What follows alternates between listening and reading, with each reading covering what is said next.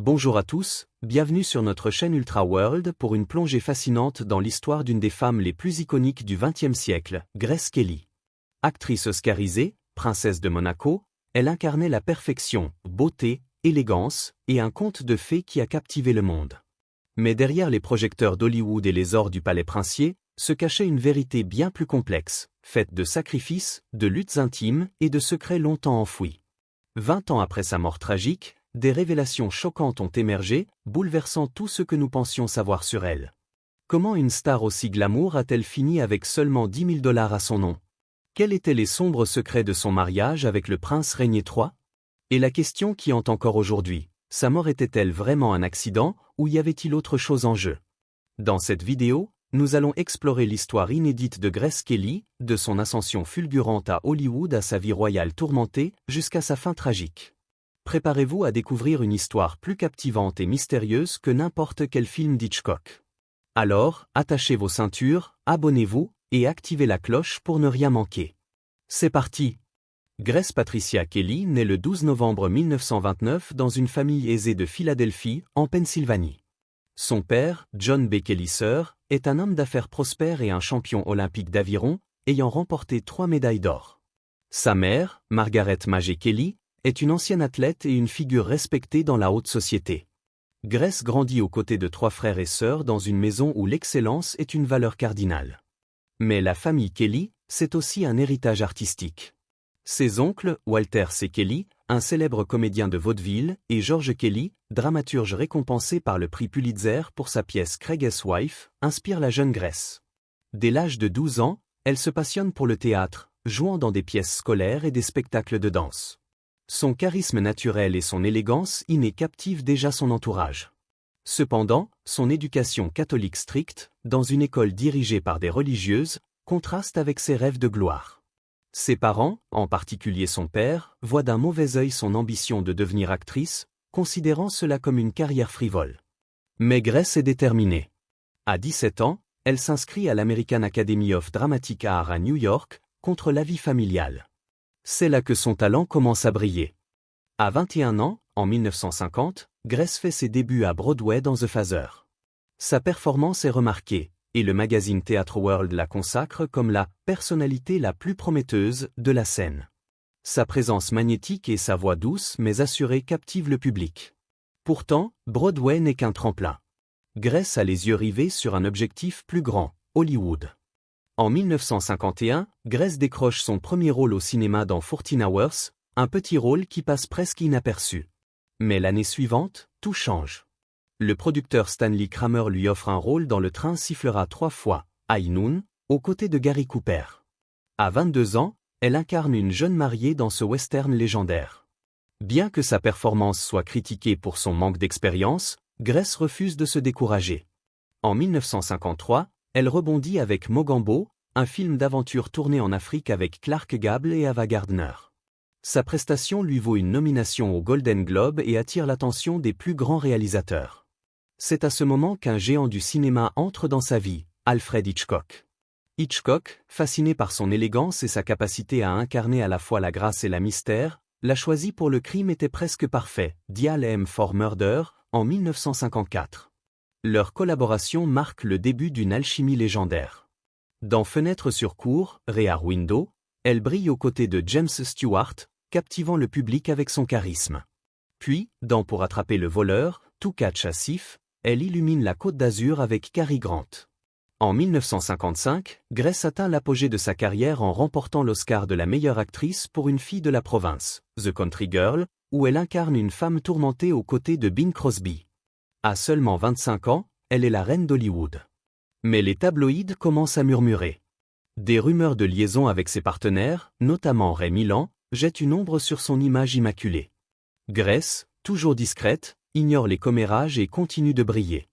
En mai 1955, la vie de Grace prend un tournant inattendu. Invitée au Festival de Cannes, elle reçoit une proposition surprenante, une séance photo avec le prince Régnier III de Monaco.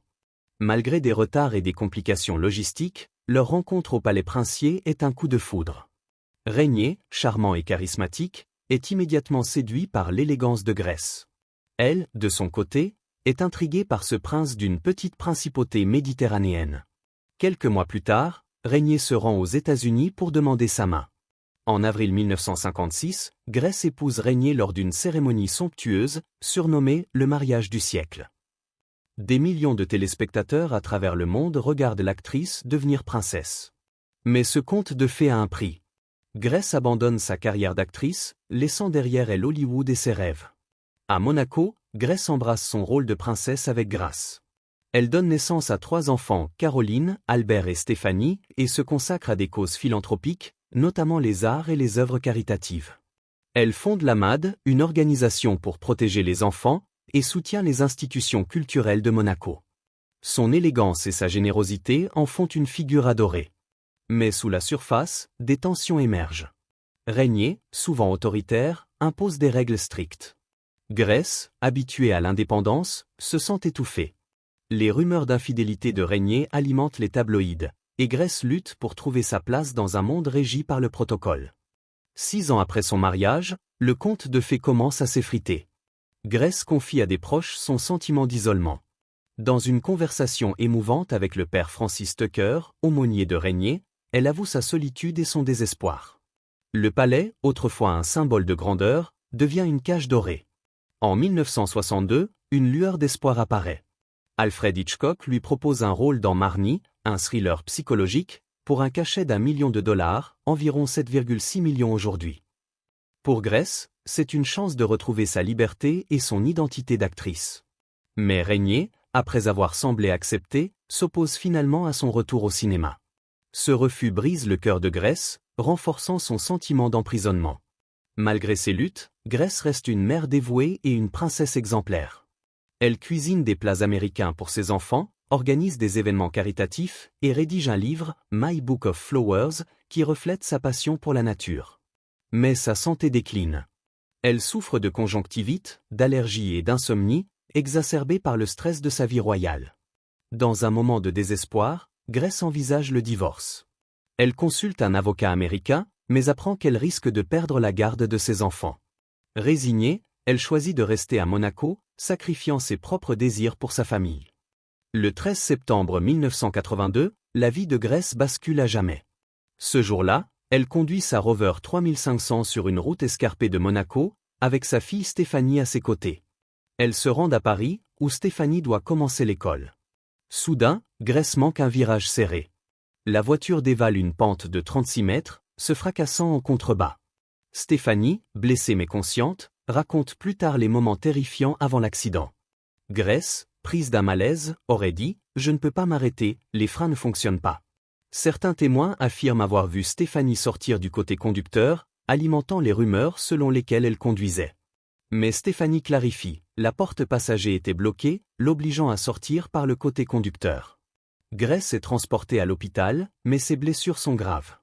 Elle subit une hémorragie cérébrale et sombre dans le coma.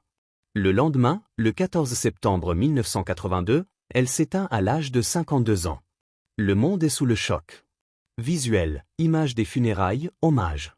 Les funérailles de Grace, célébrées à la cathédrale de Notre-Dame Immaculée à Monaco, attirent plus de 400 dignitaires, dont Cary Grant, Nancy Reagan et la princesse Diana. Mais au milieu du deuil, des questions persistent. Était-ce un simple accident, ou y avait-il autre chose? Les rumeurs d'une « malédiction des Grimaldi » refont surface, alimentées par une légende remontant au XIIIe siècle, selon laquelle un prince Grimaldi aurait été maudit par une sorcière, condamnant sa lignée à des mariages malheureux. Un documentaire récent, Grace Kelly, Les millions disparus, révèle une vérité stupéfiante. Au moment de sa mort, Grace n'avait que 10 000 $ sur son compte bancaire et une modeste maison en Irlande. Comment une princesse si glamour a-t-elle pu en arriver là? L'explication réside dans un sacrifice méconnu. Pour épouser Régnier, Grace avait payé une dot de 2 millions de $, épuisant ses économies personnelles. Cette somme, exigée par la tradition monégasque, représentait le prix de son entrée dans la royauté. Malgré son image d'opulence, Grace vivait avec des ressources limitées, dépendant de la fortune des Grimaldi. Ce contraste entre son image publique et sa réalité financière souligne les sacrifices qu'elle a faits pour son mariage et sa famille. Elle avait abandonné non seulement sa carrière, mais aussi son indépendance financière, pour embrasser un rôle qui, bien que prestigieux, l'a souvent laissée isolée. Malgré les tragédies, l'héritage de Grace Kelly perdure.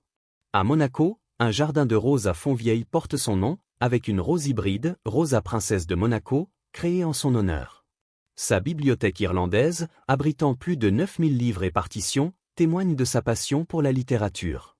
Des expositions internationales, comme les années Grace Kelly en 2007, ont célébré sa vie, dévoilant des lettres, des objets personnels et des enregistrements qui révèlent son humanité. Des pièces commémoratives, émises par la Monnaie de Paris en 2022, marquent le 40e anniversaire de sa mort, consolidant son statut d'icône intemporelle.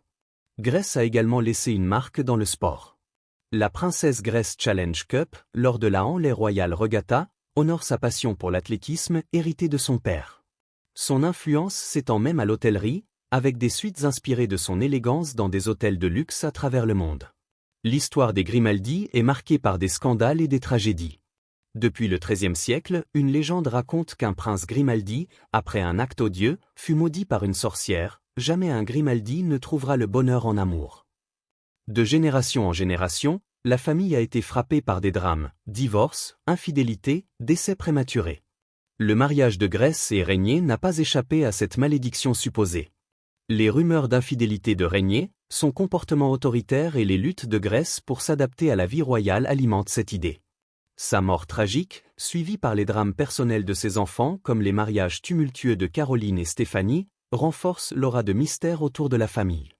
Mais la malédiction n'est peut-être qu'une façon de rationaliser une série de coïncidences tragiques. Ce qui est certain, c'est que la vie de Grace, bien qu'en apparence parfaite, était marquée par des combats intérieurs et des sacrifices immenses. L'histoire de Grace Kelly est un paradoxe. Elle était à la fois une star d'Hollywood et une princesse, une femme indépendante et une épouse soumise aux contraintes royales. Elle incarnait le glamour, mais vivait des moments de profonde solitude. Elle était riche en apparence, mais pauvre en réalité. Son parcours, de la jeune fille ambitieuse de Philadelphie à la princesse tragique de Monaco, est un récit d'amour, de perte et de résilience. Elle a sacrifié sa carrière, sa liberté et sa fortune pour un conte de fées qui s'est révélé imparfait. Pourtant, son élégance, sa générosité et son talent continuent d'inspirer des générations. Grace Kelly reste une énigme, une femme dont la vie a oscillé entre lumière et ombre, glamour et tragédie.